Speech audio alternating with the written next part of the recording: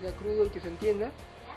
Tuve uno de los dedos gordos lleno de gusanos, muy dolorido. Me operaron sin anestesia porque con la infección que tenía, 3 veces me operaron.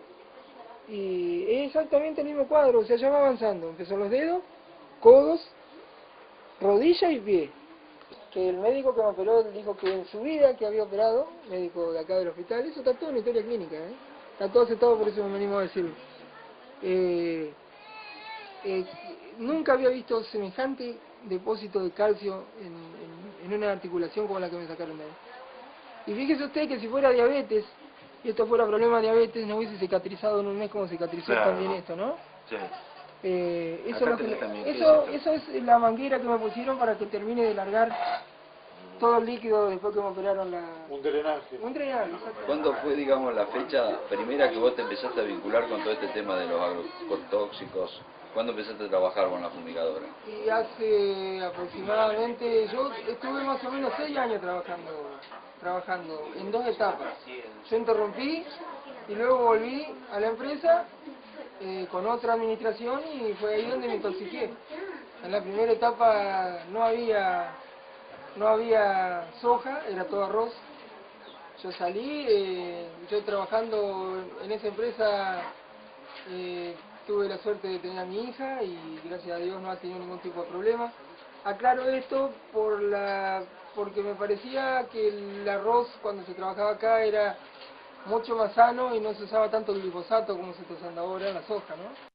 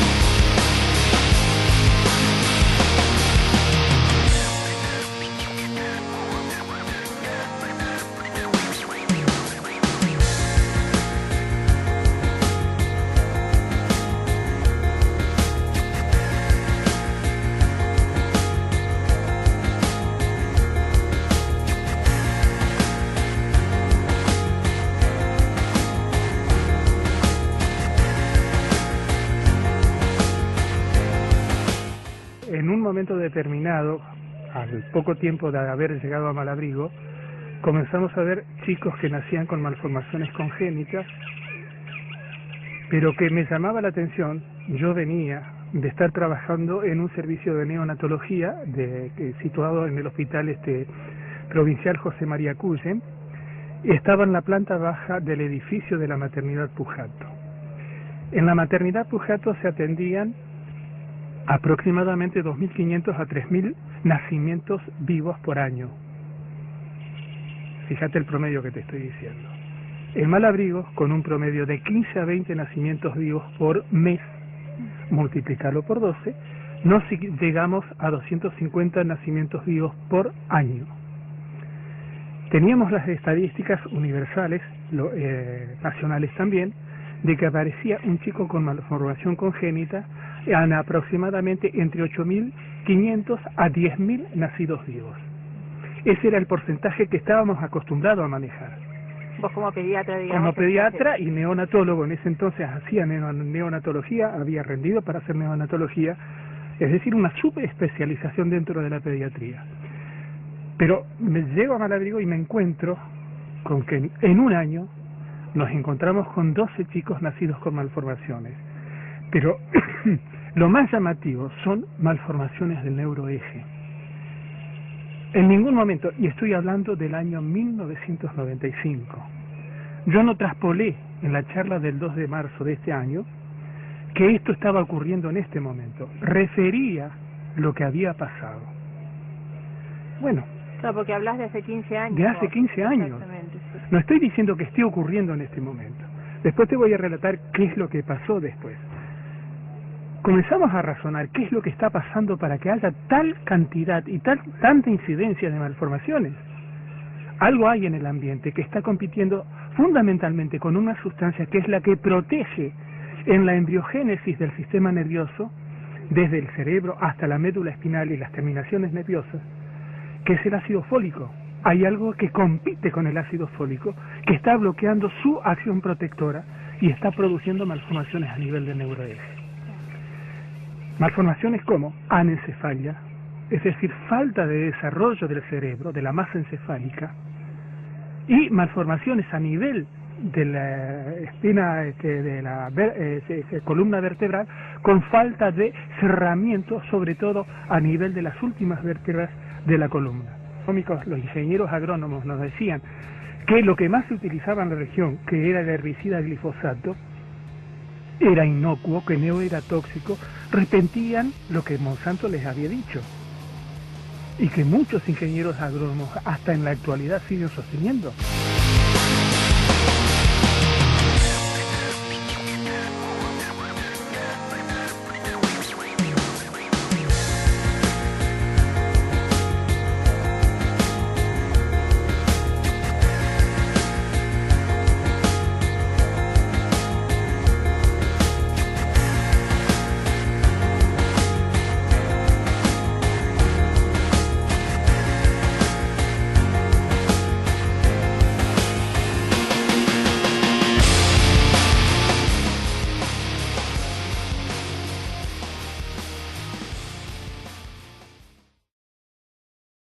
A las 12:30 más o menos empezó a bajar los químicos, los venenos. Y como a la 1:30 volvió a las casas, se lavó un poco y nos sentamos a comer. Después a las 3 que llegó el patrón, se fue con él estaban sembrando. Cuando volvió a la tarde, volvió todo dolorido. Le dolía la cabeza, que le dolía el cuerpo. Se acostó, se estiró. Un rato se levantó, tomó unos mates y empezó con fiebre. Volaba de fiebre y no había forma de bajársela. Y toda la noche con fiebre. Rosa, cuando él llega a ver el viernes, va a buscarte, ¿qué es lo que te dice? ¿Qué es lo que te comenta? O sea, bajó así como fajado y con una mano así apretándose el pecho y el otro acá atrás. Yo pensé que lo tumbó algún caballo o algo, y cuando lo he visto pálido así, y ahí nomás llamamos otro remis, lo llevé al hospital. Y ahí me contó él que en el camino me iba contando que todavía le decía al remisero que vaya despacio, que le dolía todo. Y me iba contando que estuvo bajando esos venenos y que se sentía además mal, que le dolía el pecho y ya no, como que se le cerraba el pecho, no podía respirar. Ya le digo, tuvimos media hora ahí esperando. ¿En ningún momento, mientras esperaban, le explicaron a alguien que era de la gravedad y los dolores para que lo atiendan rápido? La señora nos dio el turno. Porque se dio cuenta. Se dio cuenta porque él se empezó a poner pálido, y me dice una señora, pase usted, señora, sí. Pero pasamos y media hora más esperando que la doctora se mida ropa ahí adentro. ¿Cómo que se mida ropa? Porque había ropa trajo a otra enfermera ropa para vender y ella se puso a medirse, no sé qué hay ahí. Entonces llegué y le pregunté si lo iban a atender. ¿Eso ya adentro de la sala de atención, en la sala de guardia? En la sala, él estaba ahí en una silla sentado y ya no daba más porque hacía arcada, como que ya se asfixiaba, ¿no? Y después vine, le sacó el termómetro y... ¿En algún momento usted, Rosa, o Néstor, le dijo al doctor, o a la doctora en este caso que lo atendió, que él estuvo manipulando veneno? Sí, le dijo y le preguntó qué veneno y él le dijo veneno. ¿Ella anotó el veneno? Ella anotó, porque el doctor Bermúdez me mostró el papel que ella le había mostrado. Ella anotó y le dijo que se quede tranquilo, que con eso le iba a pasar. Pero lo que sí que iba a estar hasta el domingo, así. Que iba a estar con todos esos síntomas de... ¿Y qué le recetó en ese momento, en esa primera visita? Paracetamol, un jarabe para la tos y otra pastilla, no me acuerdo en este momento, y pone nebulización. Yo le decía, yo no tengo tos, no tengo catarro, no tengo nada, a mí lo que no puedo respirar, me duelen mucho los pulmones y los riñones.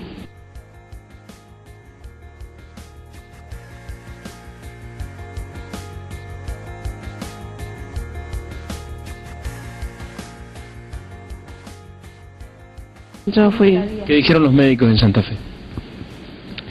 Sobrellegamos, le empezaron a hacer todos los estudios nuevos porque creo que no le mandaron los estudios que tenían acá hechos.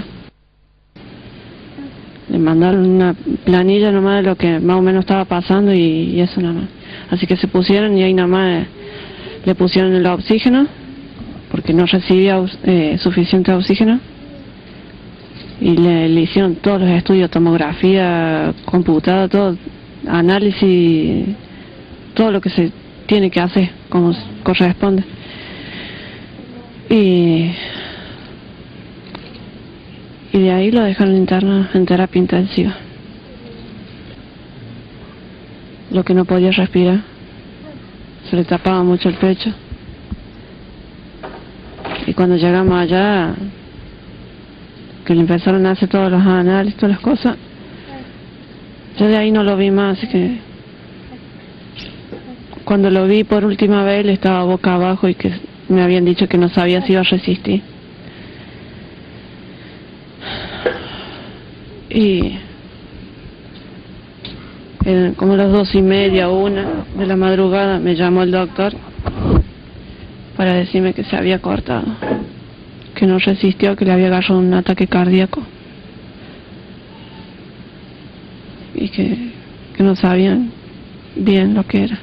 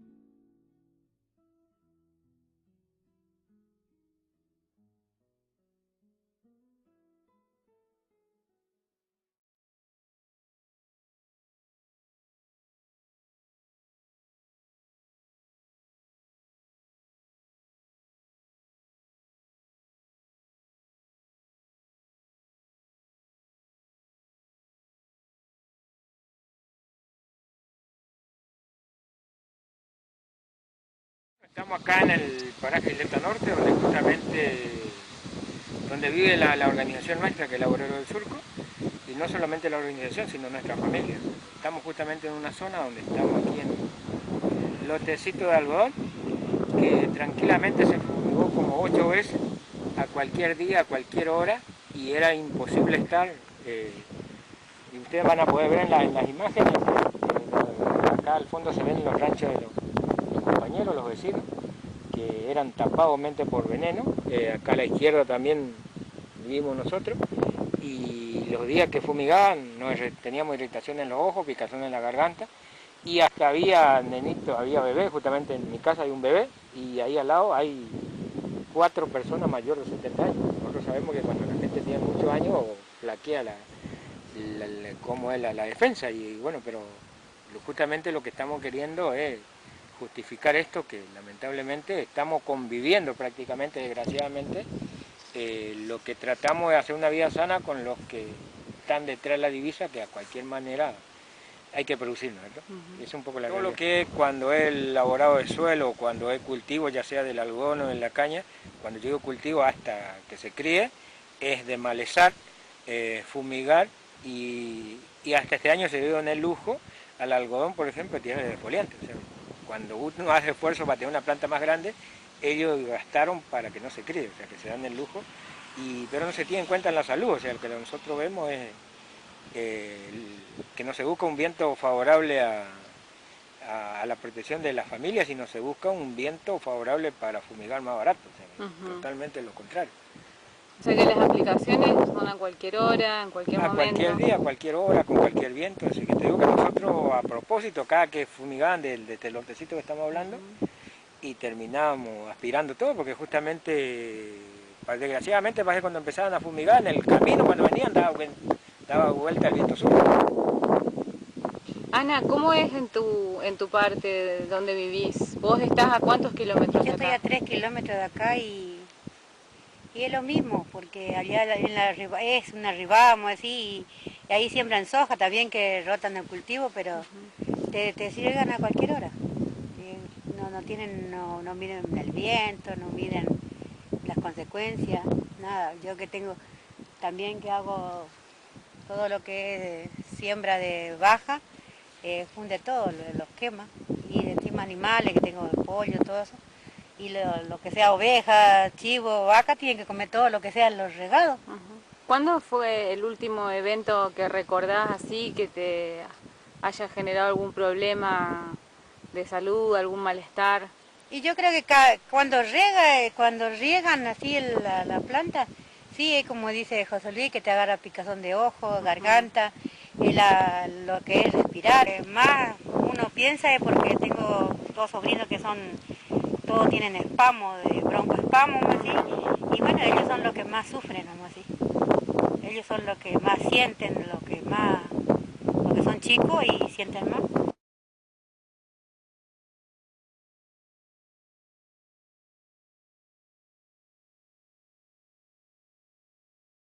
Ahora, por ejemplo, son mosquitos, o sea, máquina impulsada por el tractor, pero de una gran potencia, que tiran muchísimo veneno, y encima con un viento, o sea, un viento a favor que vaya en tu casa, termina de comer todo el veneno que tira. Como te decía, y hablando humanamente, seguramente que todas las personas consumimos eso, y también consumen nuestras plantas, nuestros animales.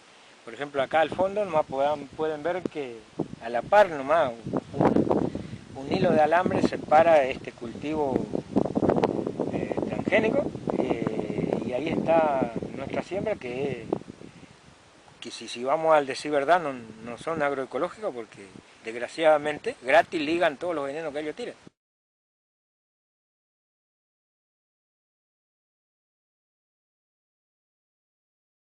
Por más el esfuerzo que hagamos nosotros, las plantas también tienen un modo de respirar, y bueno, y se terminan contaminando.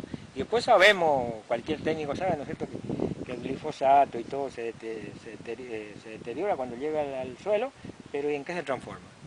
Por ejemplo, acá Ana, por ejemplo, va con su experiencia, va haciendo nota de de cómo se van generando las plantas. Por ejemplo, acá en la mano tiene una hojita donde te va a explicar y acá está la planta. ¿Qué es eso, Ana? Esta es una planta de algodón, pero realmente no es así la hoja. La hoja no es así. Claro. Pero tráeme una hoja que sea linda acá atrás tuyo. ¿Qué es lo que querés demostrar con Que eso? no es la diferencia que hay entre la hoja real, ajá, la que es realmente es así la planta. ¿Cuál es la planta real de algodón? Esta es la planta real, Ajá. sana. Y esta es la cuando le riegan se hace un degeneramiento así. Como que se machucan y, Ajá, se y hacen, quedan más pequeñas incluso. claro, ¿no? se hacen más. No produce. Y así le pasa al zapallo, le pasa a la mandioca, le pasa a la mandarina, a todo lo que es quintal, eso todo le sucede así. Tiene pimpollo. No tiene nada, eso le hace así. ¿Con qué le regaron a esta? Este es defoliante. Primero le hacen algo de glifosato porque había que desmalezar. Y después, en los últimos tiempos, tiraron defoliante. Y acá tranquilamente tiraron 2 veces glifosato porque había que matar los yuyos, porque esto estaba cubierto de yuyos. Y después cuando creció, porque ser tierra demasiado buena, y había que poner el regulador. O sea que tenían que impedir que se siga creciendo porque no iba a cargar igual. Y le tiraban cada 15 días, una guasada como le tiraban.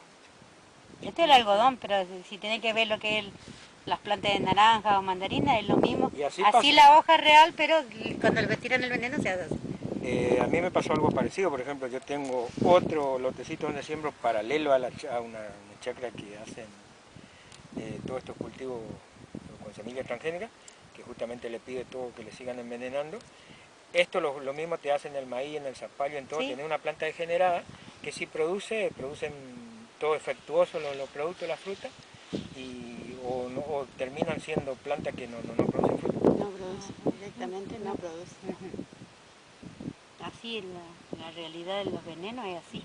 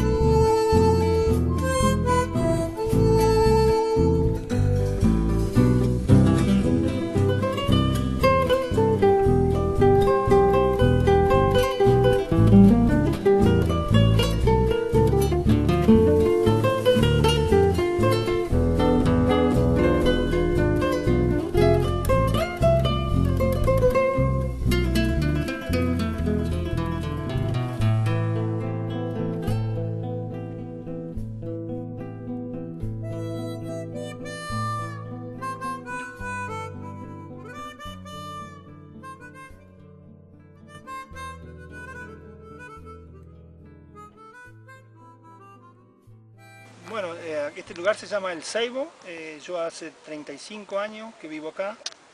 Y la extensión que yo tengo acá son escasas 3/4 hectáreas y hago granja, que unos pequeños, tengo una pequeña cantidad de cerdo, oveja, y unas 5 vaquitas y un poco de unas 50-60 gallinas a base para lo que es producción de huevos, carne y crío unos 15-20 pollos parrilleros cada 15-20 días en escala.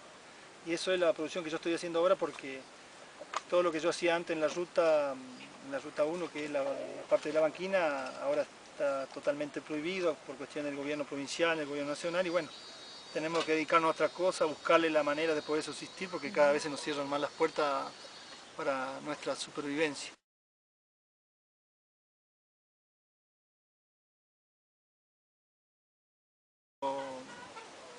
Vivo acá y estoy en una lucha por posición de la tierra, tratando de arreglarlo personalmente con la gente de la buena manera para poder tratar de bajar la luz y tratar de coordinar para que esto termine todo en arreglo de buenas palabras y no terminar en un juicio legal, que eso por ahí es malo y hace diferencia con las personas.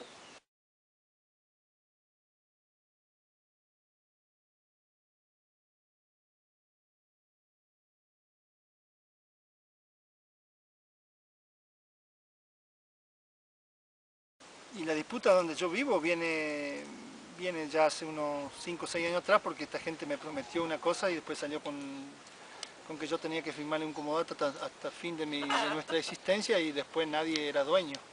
Tal cosa que yo no acepté de ninguna manera porque ese no era el trato que habíamos convenido con esta gente. Yo tenía en posesión más o menos unas 3-4 hectáreas, como decís, pero yo ahora perdí la discontinuidad de esa tierra y bueno, yo tengo que tengo que tratar de apurarme porque al pasar el tiempo, según mis abogados, esto pierde legalidad y bueno, y si no yo me quedaría con la posición de lo que realmente tengo, las 3-4 hectáreas, 700 metros cuadrados, que para mí es muy poco porque todo lo que yo hago acá es muy difícil extender toda la producción de mis animales, de mi huerta, de mi quinta, de mi granja, es muy difícil poder criar y abarcar con todo eso.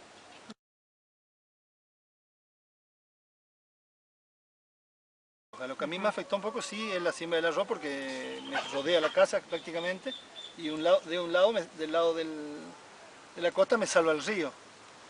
En sí la fumigación aérea por ahí me perjudica la fumigación de las plantas, de los sembrados, sí. Tengo que cubrirla con lona y es muy difícil. A veces los vientos son los que hacen la mayor ayuda a que esto se queme más fácil porque el viento lleva a la deriva de los venenos, de los insecticidas. ¿Y cada cuánto se fumiga? No, por suerte no es tanto como era antes, que se fumigaba muchísimo más que ahora. Ahora son 3, 4, 5 fumigaciones y se termina. Ahora se hacen más fumigaciones con abono de hoja, abonos foliares, que eso no, a la producción de lo que es sembrado, de la horticultura y verdura, no perjudica, sí perjudica lo que es los matayuyos que matan las plagas del arroz, serían los pastos que perjudican al arroz. Eso es lo que más nos daña por ahí. Pero si no, lo otro no sería tanto problema, porque en veneno muy poco lo que se tira. ¿Y vos tenés conocimiento de que haya otras familias, otras personas acá en la zona que también estén en contacto, que atraviesen así problemas similares por las fumigaciones? Y sí, son los vecinos donde yo vivo acá cerca y la escuela del Seibo y los vecinos que viven acá cerca, unas 3 o 4 familias más. Hay una escuela acá que incluso está rodeada de estos cultivos donde y está no rodeada, pero le pasa al lado y al otro lado está la ruta 1, ¿sí? Directamente, no en sí está rodeada, pero sí le pasa el veneno porque el avión da vuelta arriba, pasa por al lado. O sea que mayormente se aplica con avión. Y por lo general se aplica con avión porque una vez que el arroz tiene agua ya no hay forma de hacerlo con equipo terrestre. Con equipo terrestre.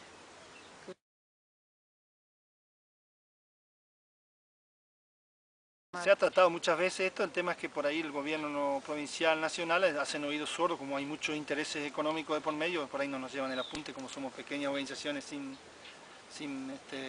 personería jurídica, sin mucho peso, sin mucho apoyo político, entonces nosotros es como que es una voz de pocos oídos. pocas personas y por ahí como que no tenemos peso. Y lo que hay que tener para esto, para parar esto, hay que tener peso y ser muy unidos, tal vez uniéndonos todos los departamentos, todo a nivel provincial, esto sí tuviera más peso. Tal cosa que la estamos haciendo, o sea que se está llevando a través de la Mesa Provincial de la Agricultura Familiar y todo eso, otro tipo. La UNSAFE también tiene su parte que también hace sus reclamos para que seamos oídos en todo esto.